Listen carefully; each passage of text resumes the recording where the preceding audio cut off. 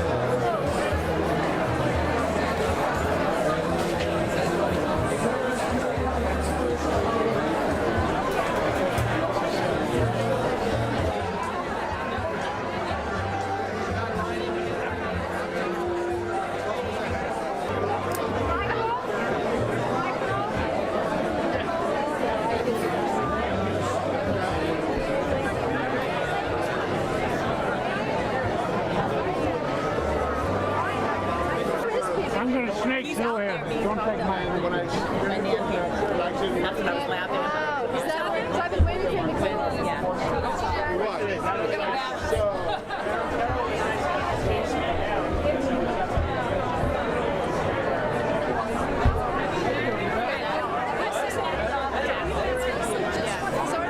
All right, 14 hours on a plane, but that can like, I can't even fly.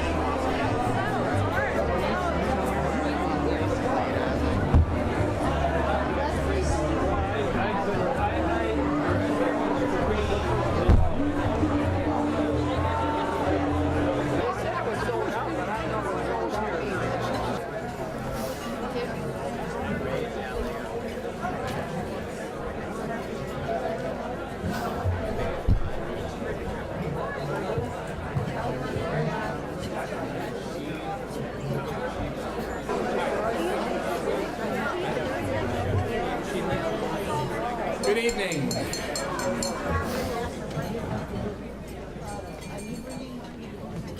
Welcome to our new venue, and thank you so much, all of you, for making it out on this holiday evening.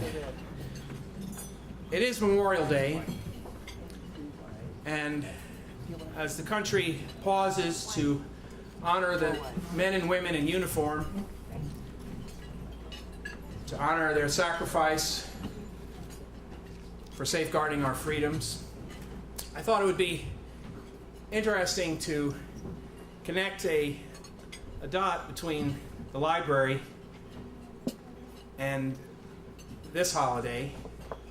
It was Desmond-Fish in 1920 who introduced a resolution calling for the return to the United States of an unknown American soldier killed in France, and for his burial in Arlington National Cemetery. And the tomb of the unknown soldier, which of course was also extended for subsequent wars, has become one of the richest and symbolically most important ways in which we as a nation honor the fallen and the wounded.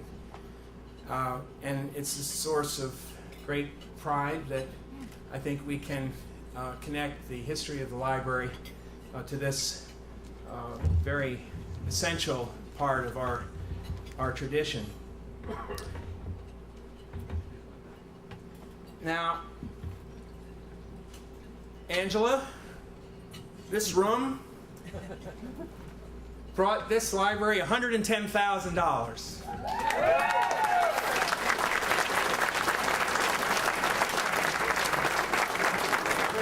So you have given reading in the Hudson Valley a reprieve for 1 year.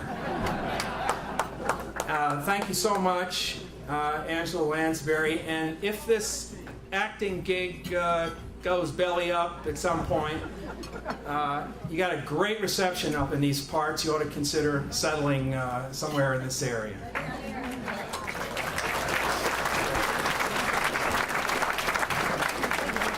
We have in addition to my reference to the history of my grandfather, we have a couple of other examples of the long arm of the library. Libby Pataki is here tonight, and some of you will recall that 2 years ago, richly deserved. Give her applause.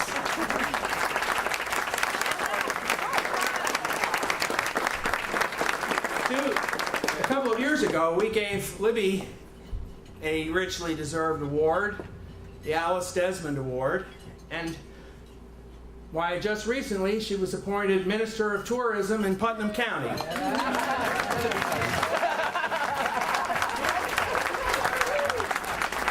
Now, we have another person with us this evening who one could trace the arc of his relationship to the library. Not more than a few months ago, Chris Hughes was sitting on a panel at the library talking about the future of the book in the digital age. And a month later, he was featured in a New York Times profile. We also have Congresswoman Nan Hayworth with us tonight. There she is down there. Let me just say, Congresswoman Hayworth bought 2 tickets for this evening's event. Anyone who supports this library gets a warmer welcome and a warmer applause than that. Please, Congresswoman Hayworth.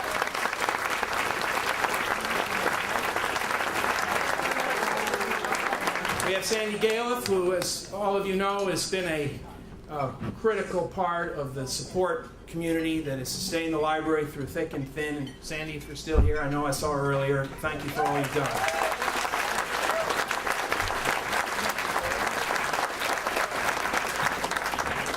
We have our Putnam County Executive, Mary Ellen O'Dell.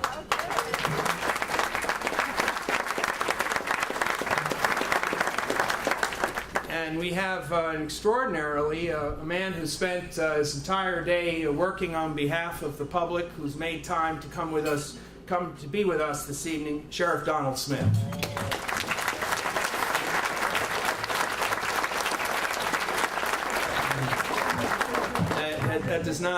That does not mean there is a parking ticket amnesty on the books. Also, I saw Vinny Tamania here earlier. Vinny, you here? There we go.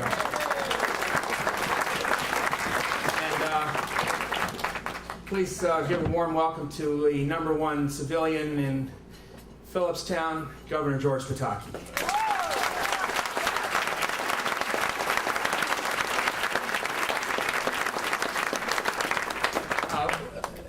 Lastly, I just want to say, many of you in this room saw what happened to the library last fall.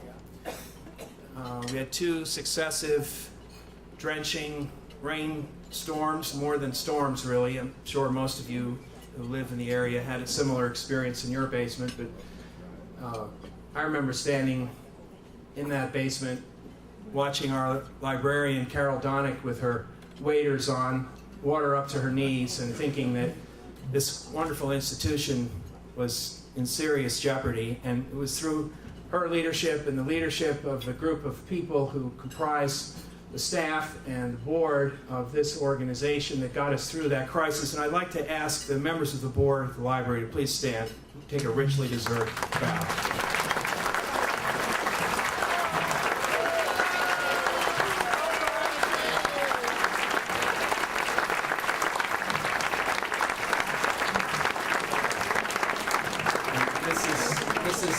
This is the group that had the wisdom to hire Marianne Cyrek to come down and work with us with all of the really severe challenges we had with materials replacement and color schemes and reconceptualizing the purpose and function of that part of our facility. And I cannot thank all of you enough for the extraordinary extra effort that you've made in the last year. Thank you.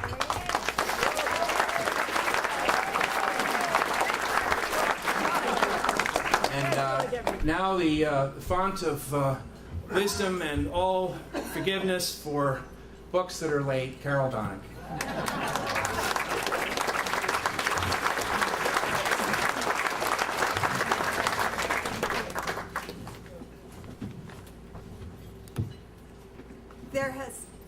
There has never been a time when it was more important to encourage people to continue to learn throughout their lifetime. Technology changes so quickly, it takes your breath away. The economy becomes ever more global and ever more competitive. People who don't keep learning will be left behind. A lot of the library's work, thank you, in the past few years has involved helping adults take advantage of opportunities which involve understanding new technology. Today, you can't apply for a job at Walmart without going online. At a higher level, we're very grateful to Andy Refkin, George Lansbury, Bill Sadler, and Chris Hughes, all of whom are with us tonight for the library's Books in the Digital Age discussion last March, which helped a lot of people understand better what we were coming. The library offers so much online now that you no longer have to go to the library to use the library. Last summer, many of you saw our mobile library at the Garrison train station and the Cold Spring Farmers Market. We're delighted to announce that we can continue that service this year, thanks to the generosity of the Friends of the Library and tonight's first generous gift on our wish list from Gordon and Zan Stewart of phillipstown.info.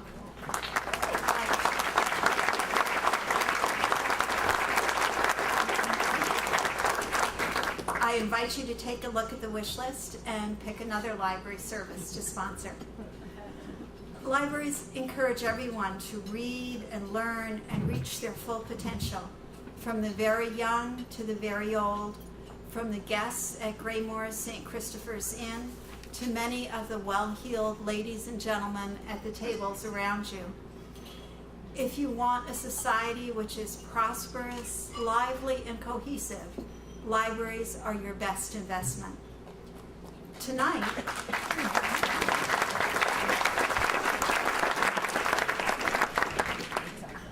Tonight, you can also invest in fine wine, collectible books, and even theater tickets, thanks to our silent auction. Thank you for being here tonight and for supporting the library. Thank you for walking some distance in from the parking lot. We are very grateful as you leave. The Walter Hoving Home has kindly shared their van with us, so look for it, and it should be able to take you back to that parking place that may be far away. Now I'd like to introduce Rich Anderson, who will be our next speaker and will be introducing our first honoree. Thank you.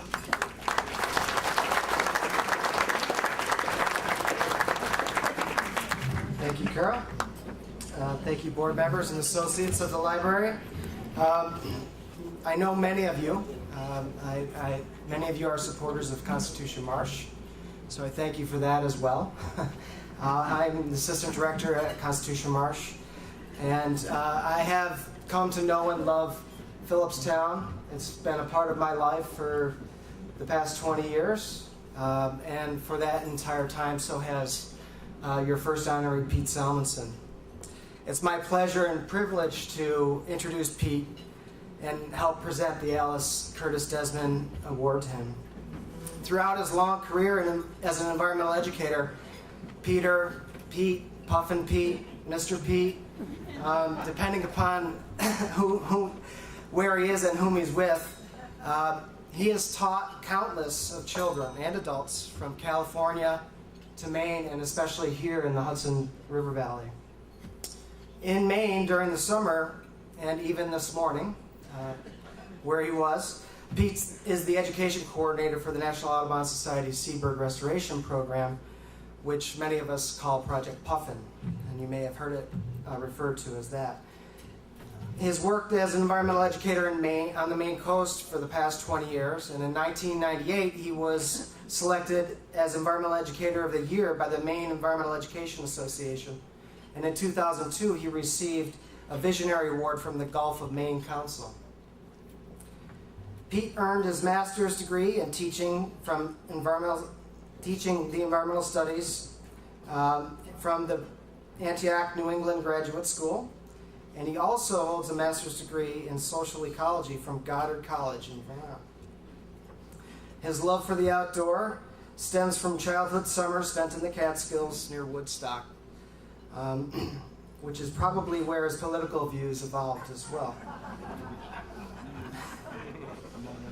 Certainly he grew fond of the Hudson Valley at some point, and we're very grateful for it. He first came to Phillipstown in 1986 to be the program coordinator at the Taconic Outdoor Education Center, which is where I first met him, and he held that position through '98. In 2001, he began working at Constitution Marsh, again where I worked with him. And there he was our outreach coordinator. Pete credits that experience for establishing him in our community and helping to get to know the students, teachers, principals, and parents from Garrison and Cold Spring. In 2006, Pete helped write the Garrison School Forest Grant, which led to $45,000 coming into the school for environmental education, and then subsequently helped Haldane receive a similar grant in 2008. He was instrumental in kicking off the annual School Forest Day at Garrison and the Outdoor Classroom and Earth Week at Haldane. Additionally, Pete is a talented writer. He has co-authored with Steve Kress several award-winning children's books, including Project Puffin, How We Brought Puffins Back to Egg Rock, Giving Back to the Earth, an activity guide for Project Puffin, and Seabird Studies, and Saving Birds, which is my favorite. His writings have appeared in the New York Times, the Boston Globe, Down East, Wildlife Conservation, Audubon Magazine, and a number of other publications. When I was asked to introduce Pete tonight, I immediately asked him for his bio, so I knew where I needed to be creative. But it turns out I didn't. This is what Pete wanted me to know. And this is a direct quote. I don't think the chronology is nearly as important as some of the other big picture aspects of who I am. I love kids, and I find them continually intriguing, entertaining, fun to be with, and fun to learn from. And I find them inspiring and worthy of emulation. I am thrilled that I have been able to know the same kids at Garrison for years and years and years, and Haldane as well, and work with them from the time they are little to their middle school years or beyond. I love seeing kids and their families in town, at the pizzerias, Food Town, the library, etc. They are really my community. I like being somewhere and hearing some kid yell out, "Mr. Pete!" And of course, I love helping them discover frogs and tadpoles and weird funguses and bird eggs, snakes, etc. Their sense of wonder is what it's all about, isn't it? Lastly, Pete told me that he can't imagine another mission for himself than being in nature with people and sharing the magic and awesomeness of our great planet. And I can't imagine a more worthy recipient of the Alice Curtis Desmond Award. Congratulations, Pete.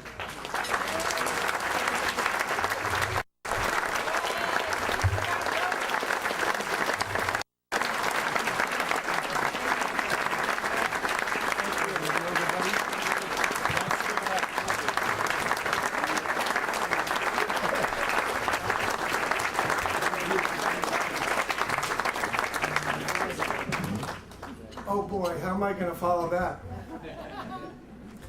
As I was having a drink with some folks downstairs a little while ago, one of the moms who I work with at the Garrison School, she said, "Are you going to ask everybody to hoot like an owl?" I think I'll save that for the end of his remarks.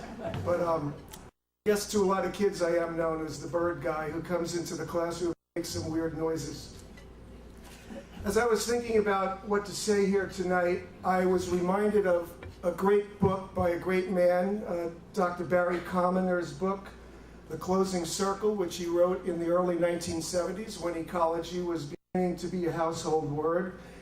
And Dr. Commoner is still alive now, he's in his 90s. And he had this wonderful paradigm for understanding the world. He called it the 4 laws of ecology. And the first law of ecology is everything is connected to everything else. Well, if you think about it, you realize that the food that we're eating, the air that we're breathing, and so on, right? And as I was thinking about my remarks tonight, I realized that that phrase, everything is connected to everything else, really defines what a community is, and that I am so lucky and blessed to be in this community and to receive this honor tonight. And I was reminded of sitting watching the Academy Awards and watching people get their awards up there, and endless thank yous to people I had no idea of who they were, right? Like, so I thought to myself, no, I can't like do that. But then I thought, what else can I do that is not that is profound, except to thank the people who have allowed me to get this honor today. So I would like to make just a few thank yous. Rich Anderson, my dear friend, those remarks were worthy of a poet. I don't know how you did it, but you're great, and I love you, and you're a great educator.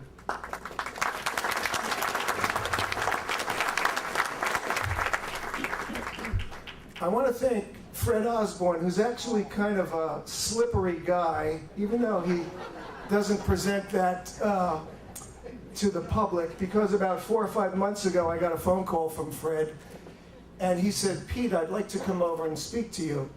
Well, that was probably the first call I ever got in my life from Fred Osborne. And the fact that he wouldn't talk to me on the phone about what he was up to made me think, what the heck is going on here? Maybe he knows that I'm looking for a place to rent. Because, you know, I usually am. So he came over to where I was, and darned if it didn't take him like 45 minutes to tell me what was on his mind. And I was sitting there wondering, you know, what is going on here? Why is Fred Osborne in this living room? And then he said, well, the library would like to honor you, and I just about fell off the sofa. And Fred is a great man and is the embodiment of community. And he came down to LaGuardia on this hot day to pick me up when I flew in from Maine. So Fred Osborne, thank you.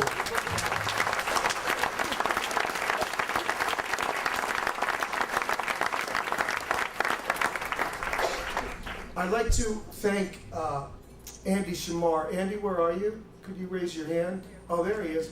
there. Andy is a great man as well, and the Land Trust, for which he serves so well, and with his colleague MJ Martin, has been a great force for environmental education and environmental awareness in Phillipstown and beyond. And they have really stood tall now to make environmental education part of their mandate to help the kids of Phillipstown develop a sense of place that is so important in today's world. So really, the Land Trust is a fabulous resource in our town. Thank you so much.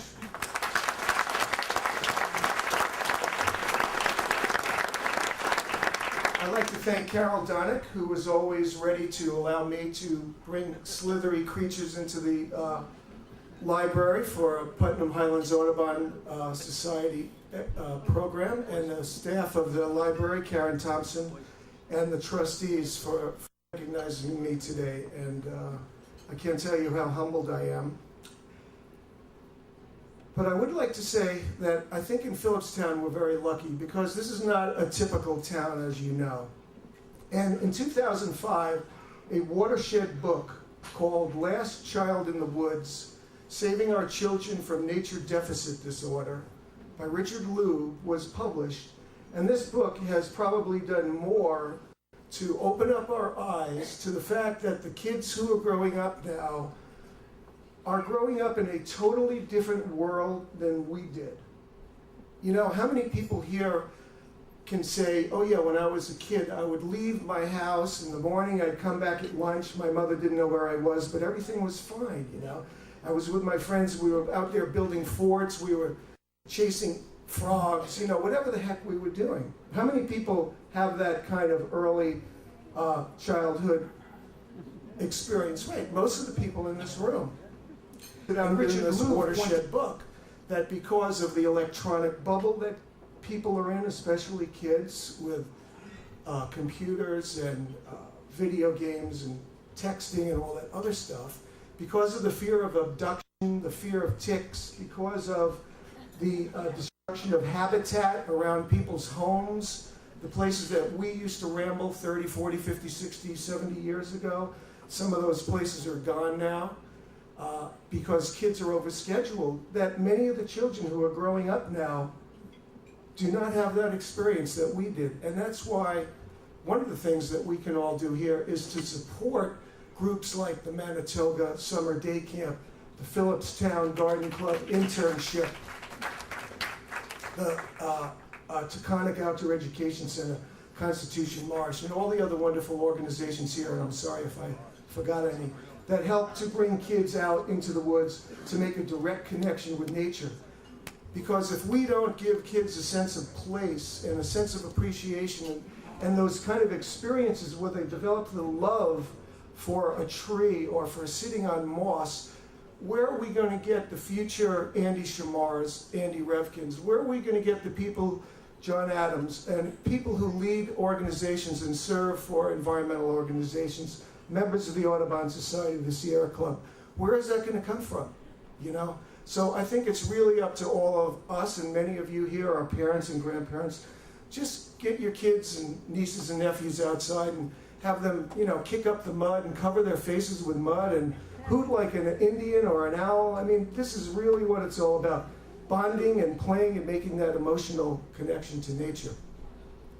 So I just want to conclude by thanking the Board of Trustees for this recognition of how important environmental education is for our children.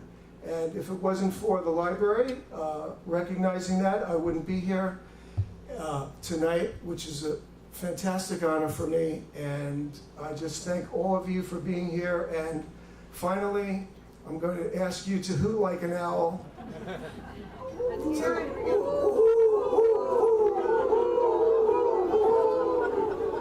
That's great, great.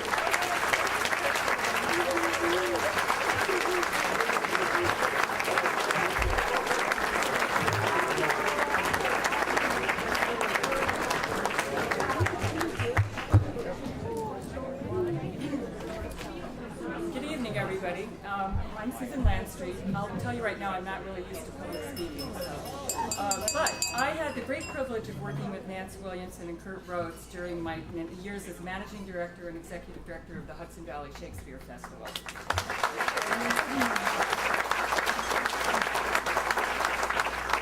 They are amazing actors who brought true star quality to a small theater company in Garrison.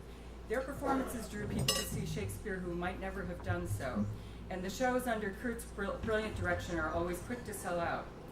But what most people are not aware of is the role they played in building the festival into a company of theater professionals. They were the anchors of the festival, on stage, off stage, and especially behind stage. In 1999, we took a huge risk by staging Titus Andronicus. One Saturday during its short run, the power went off at Baskerville. With no prospect of getting it back and a full house, Kurt suggested running the show with flashlights. We bought a supply, and the show went up with the actors lighting each other. At the outset, the atmosphere was very tense. A few minutes into the show, Nance needed to use both of her hands. She was wearing a strapless gown, so she stuck her flashlight into her cleavage. Everyone started laughing, and the tension vanished. Afterwards, I had the box office call all the donors who had been in the audience to see if they wanted to come back and see Titus with full sound and lights, and none of them did. 2 for 1, they said it was the best theater evening they had ever had. The festival got its new theater tent in 2006. The setup was seriously behind schedule when the actors arrived at Baskerville. To quote our company manager, all we had was the big blue tent. No risers, just a few chairs out in the cold June night. The dressing tent was laid out, but there was no sign of it going up. Everybody was freezing and morale was very low. Finally, Nance walked over to the dressing tent and started to fuss with it. Within a few minutes, the entire acting company was at work raising the tent, following Nance's lead. Finally, their generosity to their fellow actors and their ability to share the stage with everyone, including dogs, chickens, skunks, and bugs, are legendary. The 2 of them made the festival's company a family. The library is delighted to present the Patricia Adams Award for exceptional contributions to the Phillipstown community to Kurt and Nance.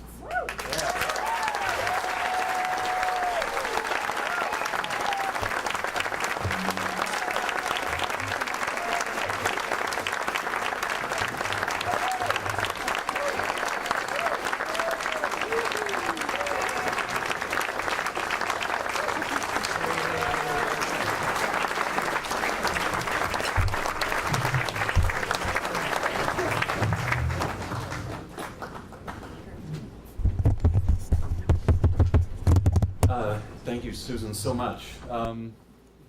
Well, you know, actors, when you get up on stage, you often go into the white room. You don't remember anything, you know, where you're supposed to be, what you should say, who you're talking to. Well, I kind of have one of those now. I thought, I'll just extemporize it, and it's a killer. But first of all, thank you, Pete. I really identified with with what you're doing, and it's really something special that to hear about. I was a Eagle Scout camp counselor, and I really suffered, I think, from nature deprivation for a long time. And when we came to the Hudson Valley Shakespeare Festival 18 years ago, or I did, Nance was a couple years after that, but you know, it was such a break from Manhattan, and I traveled a lot around the country, and Baskerville and the Shakespeare Festival was a real connection to the green and outdoors, and a whole different life than I was experiencing on the Lower East Side where I was living. And I had 5 minutes of direct sunlight a day that came into my apartment. You know, I was just, it was a treat. And so, of course, we were performing on dirt. You know, that was always a little bit shocking that here, we've really made it now. We're standing on just dirt. And, but what Pete was describing about, you know, getting mud on your face and hooting like an owl and just going nuts sounds like a typical performance at Hudson Valley Shakespeare Festival. So, but I really just, we ended up looking at a house about 10 years ago. We bought the first house we looked at, and we live off of a dirt road, and we're just, it's rural, but it's I feel so connected to this community, and part of it is being in nature. And I think that's a really strong part, and I feel so lucky to be to have that in my life. But I also feel lucky to be honored with Nance. I mean, we've been married for 28 years. We've been in 58 plays together, and it's really it's really fantastic we've kind of been witnesses to each other's career in a way that no one else could possibly know, and so it's just special to be up here together and with you, and I really also I'm in DC right now, so this is thank you to the library for getting me up to this to see my wife after 3 weeks. So but this library is so great. I work on a lot of different projects, and I scared the hell out of my father when I was in college. I said, Dad, I could just do this forever. And after he went like that for a minute, but it was because every quarter you had this new set of subjects, and you intensely went after them, and then some of them you hated, some of them you liked, and then it was over, and then you went on to this another set, and really acting and directing have been that for me. It's a way to really jump in and head first and see what's there, and sometimes the things are just precious and you don't want to have them end, and other times you can't wait for it to end, but it changes every 6 to 8 weeks, so it's a little nervy sometimes, but it's really special. And I just want to tell one quick story about meeting Nance. We were doing As You Like It at the Dallas Theater Center, and Nance was had been a student there, and she had a job in the library, and the director had told us that we had the chemistry of wood, so we should work on that. And so we were meeting, and I had been in a few Shakespeare plays, and this was Nance's first, and so I was helping her on her breathing, and that led to getting married 6 months later. But in the library where Nance worked, she had a work-study job there. She the year before I'd been at the Utah Shakespeare Festival, I'd read this book by Wilhelm Reich called Listen, Little Man, and somehow it made a big impression on me, and his thesis really was that you had to do 3 things in your day to be happy, and that was to work, and to love, and to learn. And it seemed so simple and so true that I just thought that's my mantra from now on, and work, love, learn. And so I was in the library, and it was a theater library. It was all plays and history of theater and stuff, and I happened to look up, and I saw Wilhelm Reich's name, and I'm like, oh my God, have you read that? And I reached for the book, and the book said, The Function of the Orgasm by Wilhelm Reich. And but I faced it through. I said, oh, yes, this is a good book. But I was caught, and anyway, I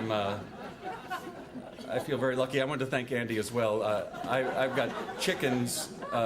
I was raising chickens for a couple of years, and of course my chickens, I had roosters, and they were assaultive and injured people around. But also it's amazing to get an award by the community when those roosters crowing at 4:45 for 2 years, I thought made my neighbors hate me. So I feel lucky about that.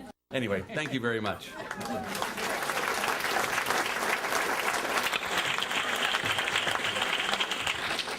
I just wanted to add a little bit that I'm overwhelmed by the function of the orgasm story. I'm just clumps about all that. But we've been lucky enough to be actors our working career, and we spend a lot of it on the road and apart, and so to work at the Hudson Valley Shakespeare Festival has been such a gift to us, not only to work together, but to work with a wonderful company over the years, and to make a home, and it's more than just a place to perform. It's when you can live in a community and feel a part of. It's a lot of actors don't have that, and this has been a real gift the last 10 years to be a part of this community and to know so many of your faces. And so thank you for coming to the theater, and we'll see you next time.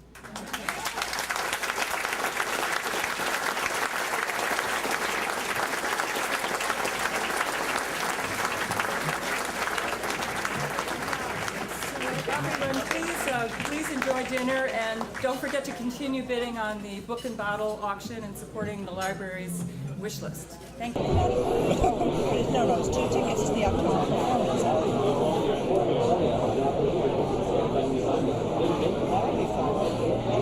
It's going for. See you later. I like what you're offering. And that was a disaster. The boat ride, right? Oh, yes. Did you already been sold out pretty much. I don't think so, because you can get a book, which is The Cruising Guide to the Hudson, and bring anything you like to drink on the boat, from apple juice to. And they let you go on. They let you go on Bannerman's. You got some clout. I think Mr. Osborne happens to be a park commissioner. Oh, okay.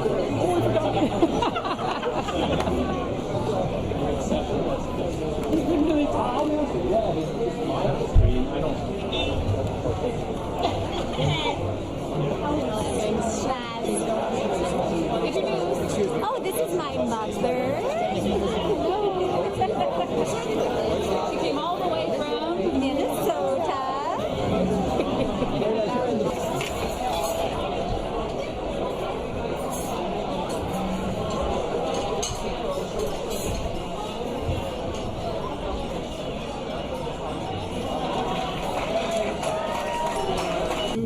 Which is a record for the library, and thank you very much for everyone coming. I'd like to pay homage first to Betty Green, for being here, and who I've sat next to at board meetings for the library for the last 2 years, and have studiously followed her lead in how best to be proactive and valuable to the board of the library, and I appreciate that. I'd also like to thank Pete Samuelson for coming, because, where is Pete? Just quickly, there you are. You recognize me, right? From the halls of the Garrison School. We see each other all the time. We wave at each other. I've been up to Maine to visit the Puffins. I know your work very, very well and appreciate it, and so congratulations, and it's well deserved. Okay, this honor. Okay, Kurt and Nance, where are you? Oh, there you are. Kurt and Nance, we know each other because I'm also on the board of the Shakespeare Festival. And deeply appreciate their work. And my first experience at the Shakespeare Festival as a board member was going to a dinner and sitting with the two of you. And I wasn't sure what I was doing there, except that I was invited to join the board. And yet, at that point, meeting you, I said, okay, this feels right. You know, you guys, it's part of the community, it's part of what we do here, and this is a very well-deserved honor, okay? So thank you so much. All right, having said that, I warn you, I'm not a very good public speaker. I'm incredibly nervous, and so I'm going to follow some notes here. But first, I just want to say something. I wasn't looking for applause on that. It was just really my experience watching what they do between the programming. It's the most vital place in Phillipstown. People are coming in and out, and they're there for a variety of reasons, and I can go through the litany. I won't. But libraries are critically important in this day and age. The interesting thing about Phillipstown, and what Carol does and her staff do is they are really bringing this institution into the 21st century. And we're kind of, tearing apart the pieces, trying to figure out how best to serve the community, really in a conscientious way. Between the symposium we did this spring to the pumpkin glow in the fall during the holiday season for the kids, it's really impressive. So I would like to recognize Carol and her staff for the work that they do for Phillipstown. Okay, so here's the funny thing, is that Ham Fish called me one day. I think it was Ham. It may have been Bill Sadler, actually. They're interchangeable sometimes. Sorry. But one of them called me, and then the other one followed up shortly thereafter to kind of talk to me about the library and asked me if I wanted to get involved. And I thought, libraries really, good, important work that's being done, especially in a community, especially with the resources that they offer people that don't necessarily have the access to those things. So it's incredibly valuable. He asked me to become a member of the board. They did. I acquiesced. It took, I think, like a second. And then I sat back and I thought about it for a moment, and I realized the connection that I have with the library. And if you'll bear with me for just 1 minute, because it's going to get really dull here. But cousins, if not tens of thousands of cousins. But to make a long story short, the original Ham-Fish who moved to Garrison married a woman named Julia Kane. Okay, my mother is Rose Kane. It would have been her great aunt who married Ham-Fish originally. She was a benefactor to St. Philip's Church. If you walk into the main room there, there's a little plaque that says she gave the bell and the tower, but there's more to it. So I have very deep roots to this community, roots that I had no idea existed before my wife Emily and I and our 2 kids, Natalie and Elizabeth, moved here. We had no clue we had such connections to the community. Additionally, Emily's uncle, Bob Bickford, lives here, which was another close contact. Bob's here tonight. We had spent a night at his house during a snowstorm. We were driving back to New York City in this town called Spring. We had no idea where it was. But so we had been here before. We had seen it. It was great. So anyway, we moved to this town. I start going to Food Town, and people go, George Lansbury, look at my credit card. And they're like, are you any relation to? And it was Angela. I can't tell you how many people in this town had stories, whether it was Food Town, Drug World, the farmer's market, it doesn't matter. Everybody met Angela, when she lived here. She is an honorary member of the Phillipstown community, no doubt about it. My neighbors on Avery Road, people knew her. And as we got to know the community, know the people, understand Phillipstown, it was very easy to see the connection. Angie's connection was Frank and Ann Cabot and Glenwood, the gardens. If anybody knows our house, we have this, little piece of a garden out front. It all makes sense. So the reason we're here tonight is to honor Angie, okay? I am incredibly grateful that she's here to help us with the Desmond-Fish Library. I think, I can't begin to tell you how important that is to me. But you are talented, dynamic, you are graceful, you are fabulous, with a capital F. All right. And if I were tangentially to try to bring in the library here, you are committed to bringing good writings to life on the stage, the screen, and on television. You're a role model for young and old alike, no doubt about it. And I'm proud of your accomplishments, both personally and publicly. I'm grateful that you're willing to support the library, and additionally that we're able to close this kind of family circle for Emily and me and my kids, which is, both sides of the family in one room together, both of them, feeding, my experience here living in Phillipstown.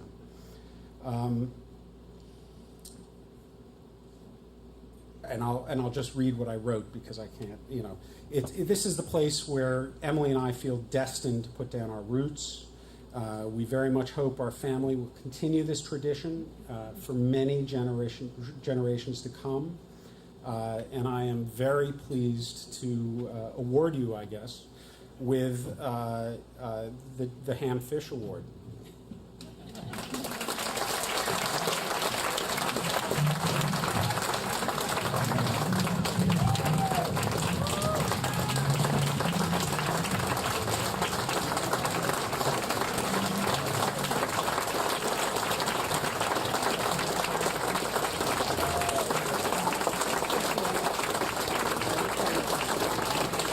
I'm just going to say one quick thing. we've stepped out of the model a little bit in that we have a special award this year in honor of Angie that was graciously given to us by Ken Fallon, who is here, the artist, and Frank Lucente, who's a new member of the board. Happy to have you on board.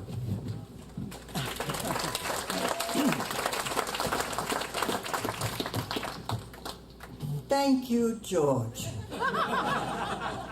That was an extraordinarily dear and most loving introduction to your Auntie Angie.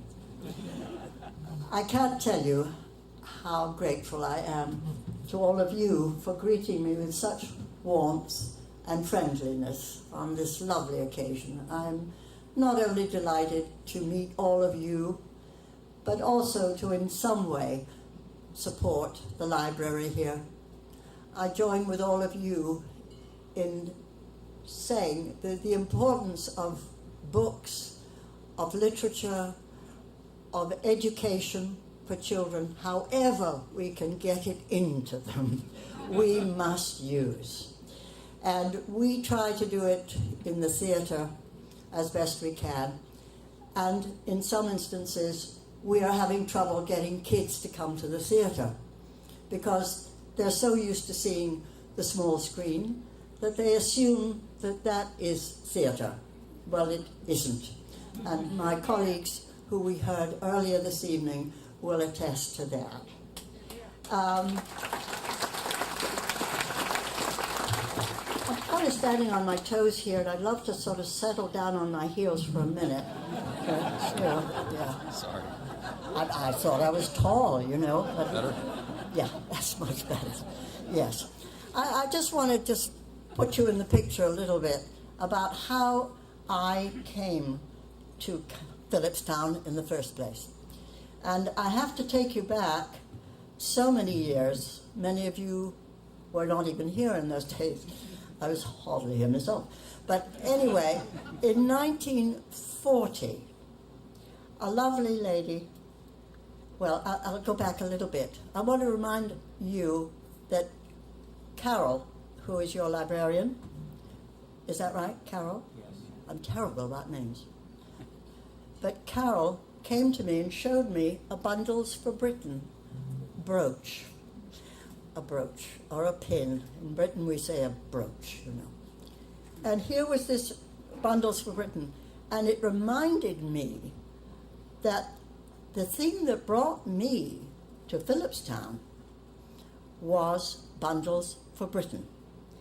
Mrs. George W. Perkins, in the year 1940, supported the work of Bundles for Britain to help Britain come through the war, those early war years before America came into the war.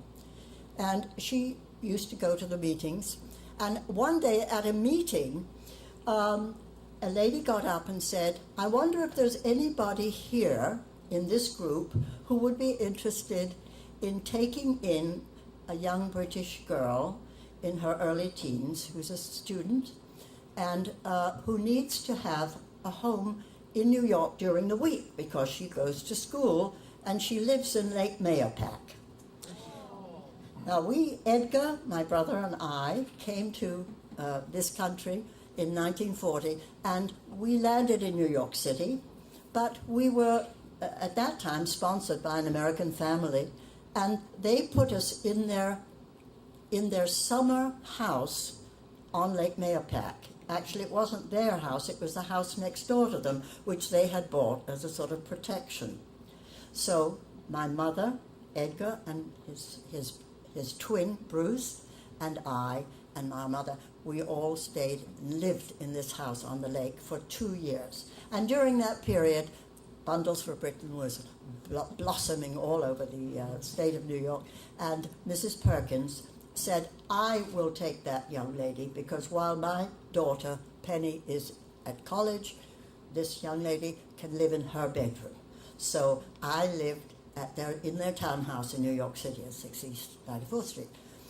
But the great thing was that she brought all of us up to Glenwood Farm. And Edgar and I, we just fell in love with this this area. It was like being in England again, all of this greenery and grass and lakes and canoes and everything, and the Hudson Valley. So when people ask me, why do you keep coming back to New York? Why don't you have a home in California? Why don't you live in California? You were a movie actress. You made a television series. Why don't you stay out there? The weather's wonderful. No. As soon as I was able, I came back to New York, and I have a home in New York City. But during the years, for instance, when I was doing Sweeney Todd, we took the farmhouse up in Glenwood Farm, the lovely old 1825 farmhouse, and I redecorated the whole place, and with Frank Cabot and Anne, of course, up at the main house, and also Anne's mother, the wonderful Lynn Perkins, who was such a savior of mine when I was a young woman. She used to take me to the theater in New York, and I saw the old stars of that era, and she was responsible for me going to the great concerts, and she did it because she wanted company, because her husband was the Undersecretary of State, and she wanted company, so I was her company. So Glenwood became part of my life, and Edgar's and Bruce's and all of us.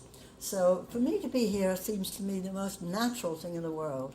And your warmth and friendliness and your greeting of me on this occasion has really warmed my heart. I want to tell you that. And so being the honoree on this occasion, and also to receive this very handsome and wonderful cartoon picture of yours truly in roles various. I can know that's Blythe Spirit, and that's Sweeney Todd, and that's Gypsy, and that's Jessica Fletcher, I think, and I don't know who that is, some other woman. And I think that's supposed to be Mame, so that's how far back I go. I'm terribly old, but I feel about 16, so I shall continue to feel that way. Thank you so much.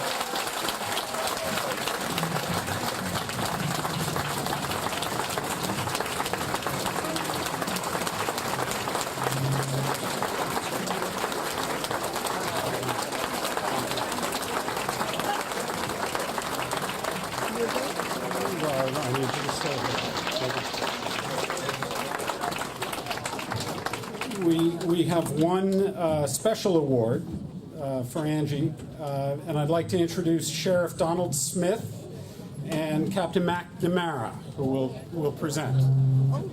Thank you. You'll stand right between the two. All right, I guess I will. Captain McNamara, my criminal justice captain, and I are very pleased to be here tonight.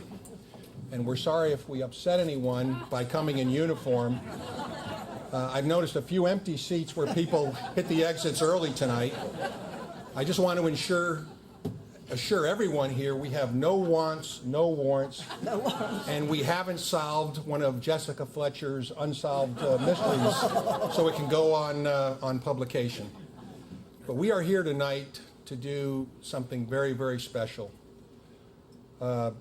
We are going to induct Angela Lansbury into the Putnam County Sheriff's Honor Corps.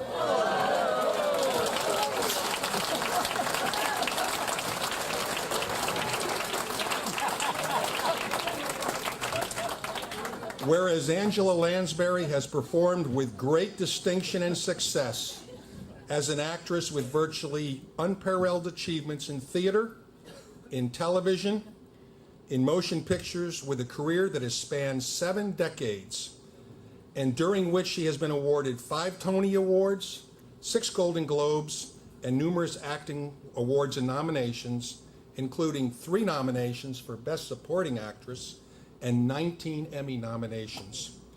And whereas Angela Lansbury has brought great awareness and recognition of the law enforcement profession through her performance as Jessica Fletcher on the popular and long-running American television series Murder, She Wrote from 1984 to 1996, and whereas Angela Lansbury has supported numerous philanthropic and charitable causes throughout her life, and especially this one tonight. And whereas Putnam County and the Desmond-Fish Library are honored to have such an icon, an esteemed actress, as the recipient of the Hamilton Fish Award for 2012. Therefore, I, Donald B. Smith, Putnam County Sheriff, induct Angela Lansbury into the Putnam County Sheriff's Honor Corps.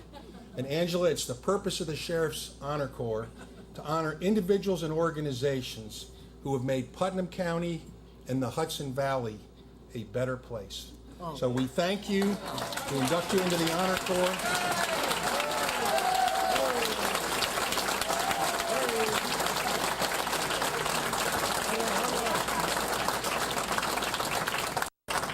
And with this comes a special pin. Now, I don't know whether I can do this. In fact, I would like our county executive, Mary Ellen Odell, to come up here and do this. My wife is not with me tonight. We're about to celebrate our 40th anniversary. And if Mary Ellen does this, we will get to celebrate that anniversary. So if you would do this, Mary Ellen. Thank you. I would be so honored. Thank you. Bippity boppity boo. Thank you. Beautiful. And I just remind everybody, Mary Ellen has a great deal to do with the Putnam County Sheriff's budget. So I definitely want to get her up here tonight, Angela. You know how that works. Thank you, Sheriff, for honoring me in this way. I learned to drive on the road, yes, between Carmel and Lake Mahopac. Yeah. I did. That's what I learned. And Angela, if you would stay up here, Captain McNamara wants to say a couple remarks, and we have another reward. Ms. Lansbury, Sheriff Smith is not only the Sheriff of Putnam County, he's also the serving president of the New York State Sheriff's Association. Oh, my So he's here in that capacity tonight as well, representing all of the sheriffs of New York State, and has another award from them. Oh, wow. This is going to go to my head. Ladies and gentlemen, we're very proud to be from Putnam County. And the most recent crime statistics, Angela, came out for 2011. And Putnam County has the lowest crime rate in the entire state of New York, even being 50 miles from New York City. And I think you all read the article recently that Putnam County is the healthiest county in New York State. And so you're visiting the healthiest county in the state of New York. And as Mrs. Pataki knows, Putnam County has the sweetest honey in the state of New York. So we're also the sweetest county. Gosh, I'm moving right in again. The New York State Sheriff's Association is very proud of your acting career. But we're especially proud of your work as Jessica Fletcher in the long-running TV hit Murder, She Wrote. That hit series put law enforcement, and especially the office of sheriff, in a very positive light. And so the sheriffs of New York State would like to thank you for that. Few people know that the office of sheriff is the oldest office on the planet. It goes all the way back to the book of Daniel, and it goes back to medieval England. So tonight, Angela, we would like to induct you as a honorary deputy sheriff for the state of New York.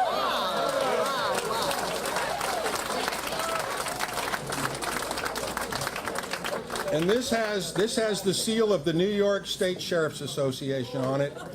Be it known, whereas Angela Lansbury has been an outstanding acting career spanning 7 decades with virtually unparalleled achievements in theater, television, and motion pictures.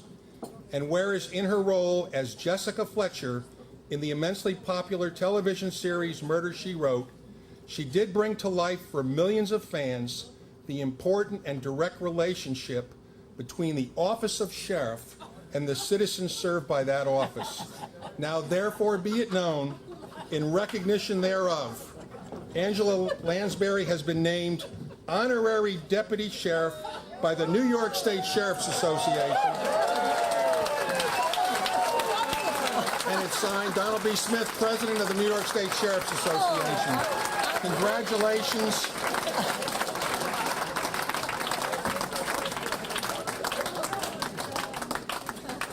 Congratulations, and we're very, very proud of you. And if you want to do more episodes, we have some good ideas at the New York State Sheriff's Association. God bless you, and may God continue to bless you and your family. Thank you so much. Thank you. God bless you. Thank you so much. Thank you so much, Jared, for honoring me in this very special and specific way. Jessica will never get over this. This is as a place of honor in my apartment. Thank you. Thank you so much. Thank you so much. God bless you. Thank you. Did we get one picture for the Sheriff's Association, Matt, if you come in here? Did we get one for the Sheriff's?